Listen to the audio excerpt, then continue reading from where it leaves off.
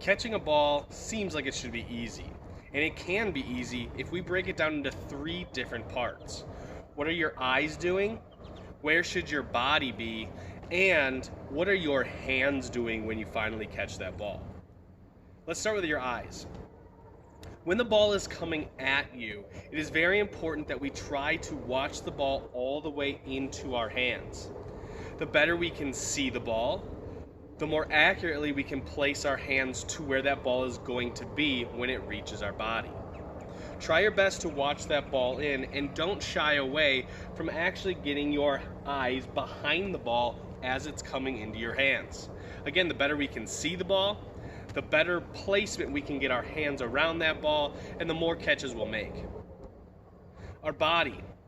I like to pretend that there's a line going right down the middle of my body when I'm catching.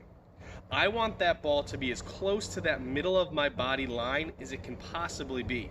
So that means if the ball is thrown off to the side, I'm going to get my body behind it by leaning over. If the ball is tossed behind me, I will drop back to get that ball to land on that center line. If we can get our body behind the ball, we can have our hands get there a lot easier, and again, our eyes will be there as well. Hands. What are we doing with our hands? Well, our hands are a very important piece to catching a ball. It's what we're going to actually control the ball with as it comes in. A lot of kids will try to catch their ball with their body, and imagine this being a basketball. It could actually kind of hurt us if the ball flies in and we try to catch it with our body. So let's really focus on using our hands to catch the ball. I like to break my body up again now when I'm thinking about my hands, about my lower chest and up and my lower chest and down. Anything below my lower chest, I will turn my fingers down and point my fingers to the ground. That way I can get my hands on the ball together in the correct spot.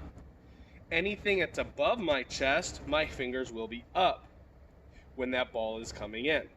I want to catch the ball with two hands to make sure I have the most control possible when that ball does come to my body.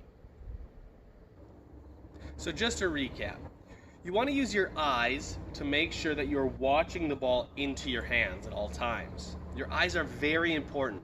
The better you watch the ball, the more control you can have with your hands.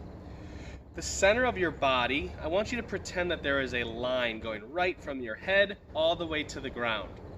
That center line, you want to get as close to the ball every time as you can. The more control we have with our body, the more control we'll have with our eyes and hands, and the more times we'll catch the ball. Finally, our hands. Right at the bottom part of your chest, draw another line.